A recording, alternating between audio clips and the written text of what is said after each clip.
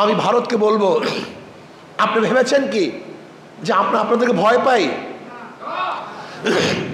বাংলাদেশের মানুষ ব্রিটিশকে ভয় পায় নাই, পশ্চিম পাকিস্তানের কামান এবং ট্যাঙ্কে ভয় পায় নাই।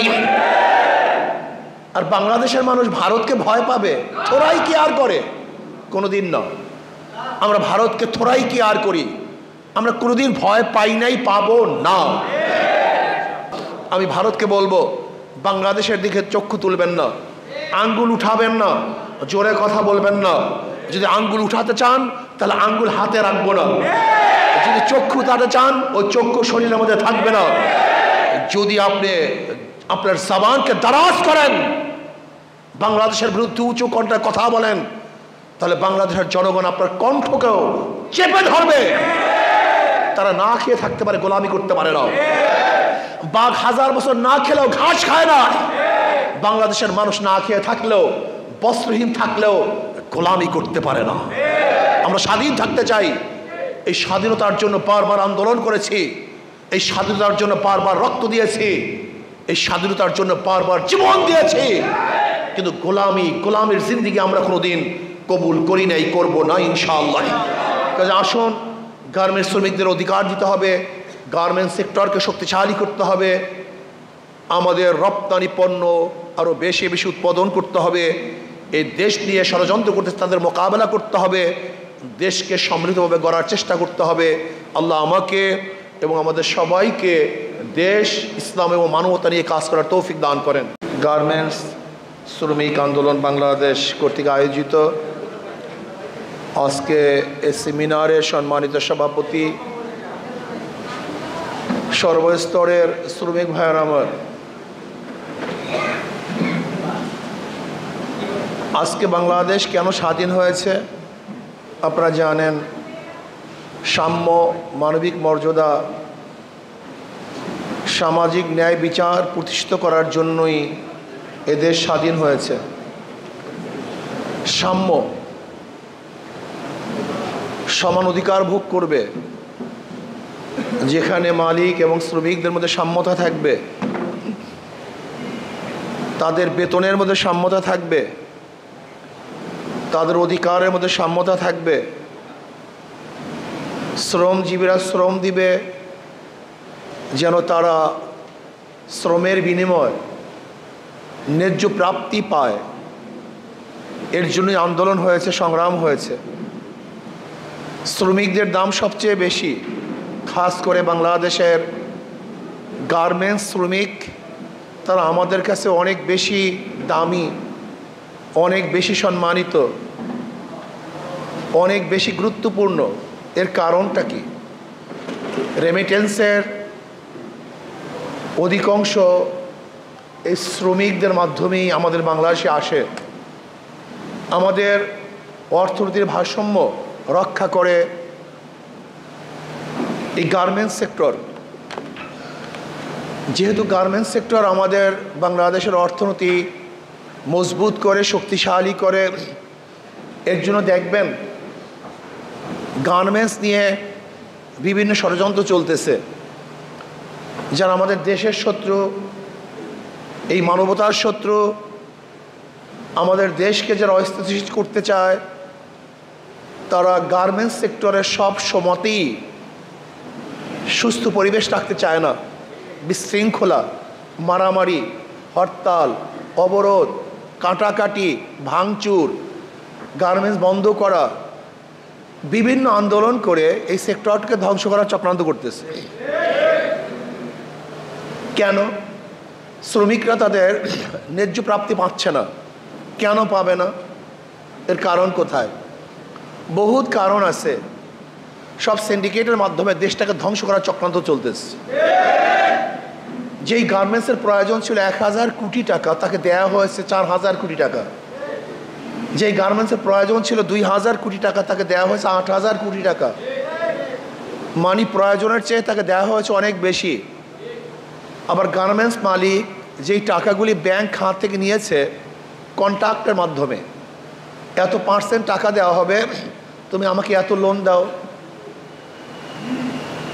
দেখা যায় উৎপাদনের চেয়ে আমার ইনভেস্ট অনেক বেশি। সেখানে এক সমস্যা। এরপরে সমস্যা কি?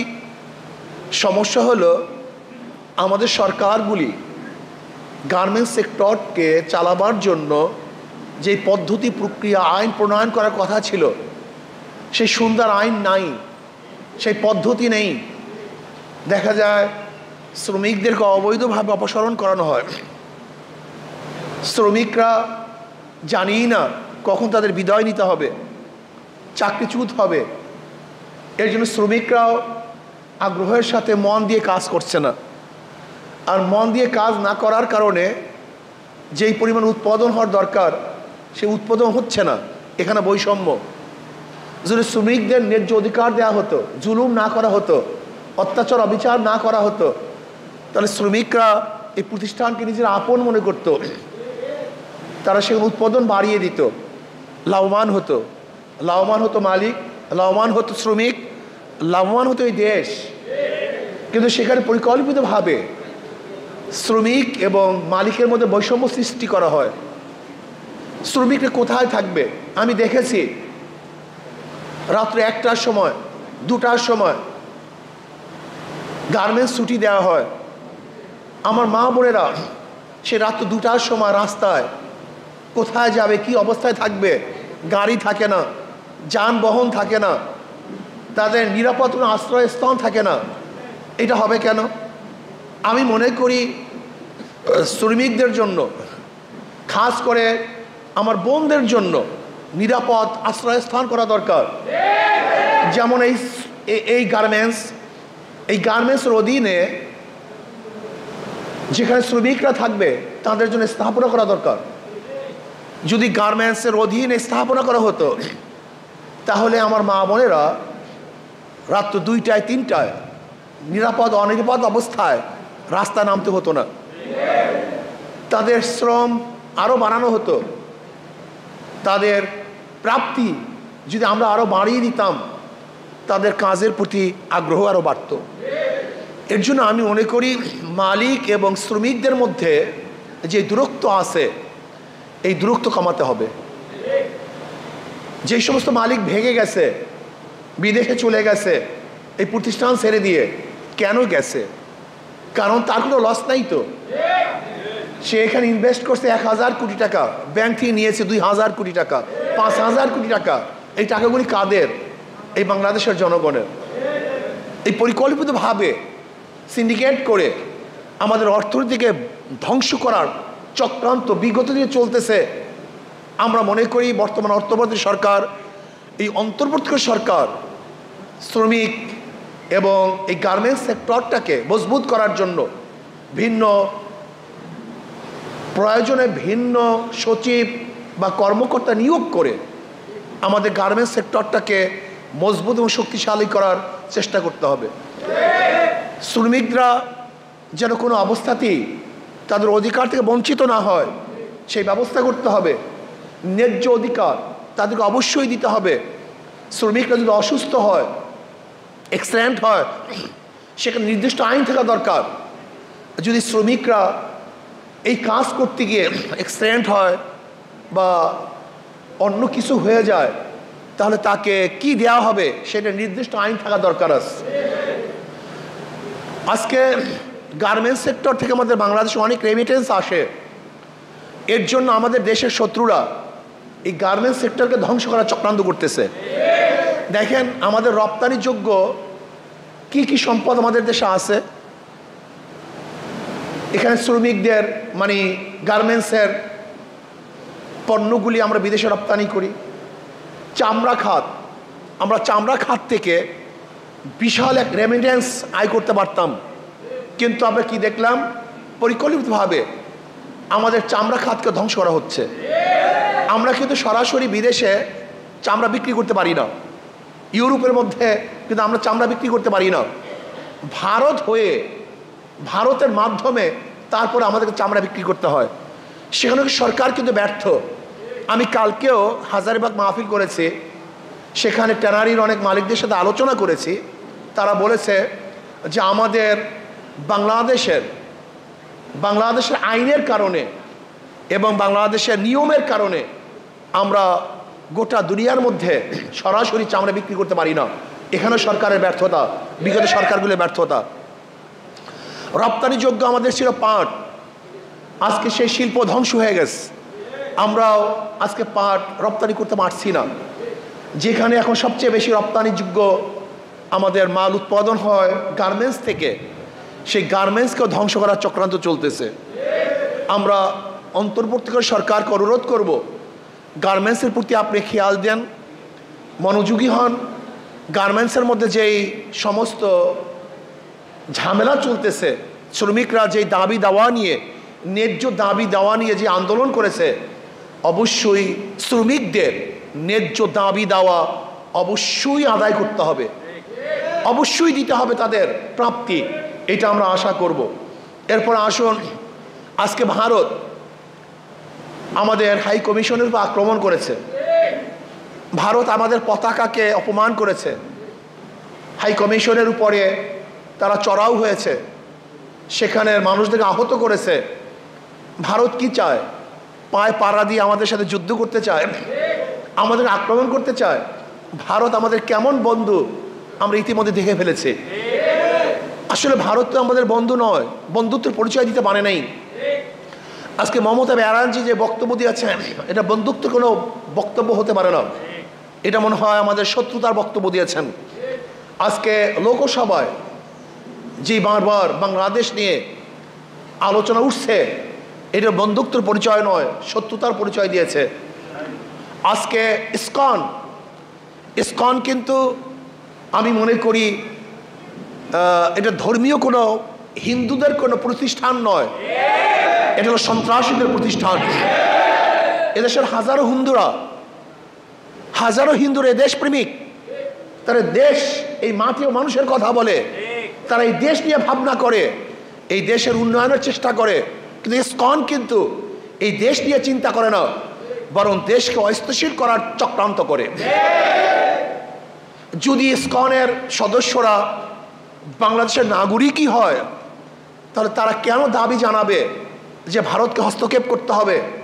ভারত হস্তক্ষেপ করে এটা সমাধান করবে কেন? আমাদের দেশে কোর্ট নাই, আমাদের দেশ কি হাইকোর্ট নাই, সুপ্রিম কোর্ট নাই? তাহলে আপনি কেন আমাদের দেশে নির্ভর করছেন না?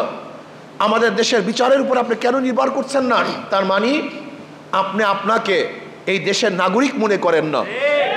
আপনি হয়তো বা কোনো দেশের এজেন্ডা পালন করার জন্য চেষ্টা করতেছেন, কোনো দেশের এজেন্ডা বাস্তবায়নের ষড়যন্ত্র করতেছেন। আমি ইসকনকে বলবো, আপনি যে ষড়যন্ত্র করতেছেন, বাংলাদেশের জনগণ বারবার হাজারো ষড়যন্ত্র রুখে দিয়েছে, নস্যাৎ করেছে। ব্রিটিশরা ষড়যন্ত্র করে টিকতে পারে নাই, পাকিস্তানেও টিকতে পারে নাই, ফ্যাসিস্টরাও টিকতে পারে নাই। আপনি যে ষড়যন্ত্র করতেছেন, বাংলাদেশের জনগণ ঐক্যবদ্ধ হয়ে আপনার সমস্ত ষড়যন্ত্রকে ধ্বংস করে ফেলবে ইনশাআল্লাহ। প্রিয় ভাইয়েরা আমার, আজকে বাংলাদেশ নিয়ে ভারতের বক্তব্য স্পষ্ট আন্তর্জাতিক আইনের পরিপন্থী। ভারতের বক্তব্য এটা আন্তর্জাতিক আইনের লঙ্ঘন। ভারত আমাদের উপরে যুদ্ধ চাপিয়ে দেওয়ার ষড়যন্ত্র করতেছে, স্পষ্ট হুমকি দিচ্ছে। আমি ভারতকে বলবো, আপনি ভেবেছেন কি যে আমরা আপনাদেরকে ভয় পাই? বাংলাদেশের মানুষ ব্রিটিশকে ভয় পায় নাই, পশ্চিম পাকিস্তানের কামান এবং ট্যাঙ্কে ভয় পায় নাই। আর বাংলাদেশের মানুষ ভারতকে ভয় পাবে? থোড়াই কি আর করে? কোনোদিন না। আমরা ভারতকে থোড়াই কি আর করি? আমরা কোনোদিন ভয় পাই নাই, পাবো না।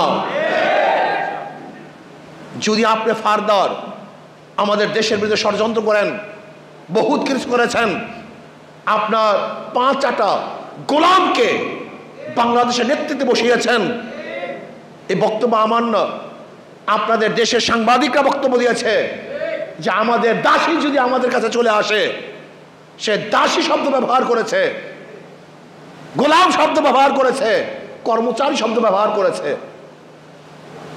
ফ্যাসিস্ট সরকার তো বাংলাদেশের সরকার ছিল না, এটা ভারতের 5টা গোলাম ছিল।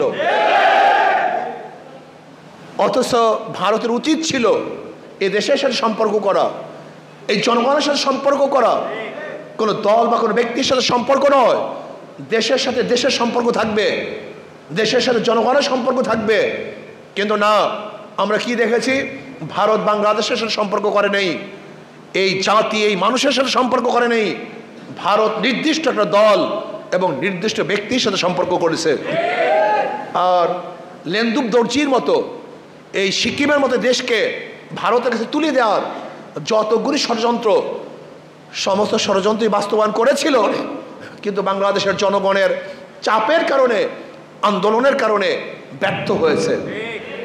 নৌবন্দরের অবস্থা কি আপনি কি দেখেছেন? কি আইন করেছে?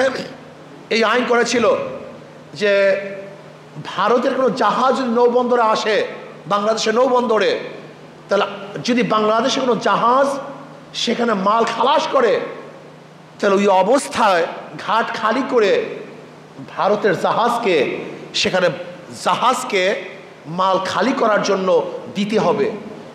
এটা গোলামি, এটা স্বাধীন রাষ্ট্রের আইন হতে পারে না।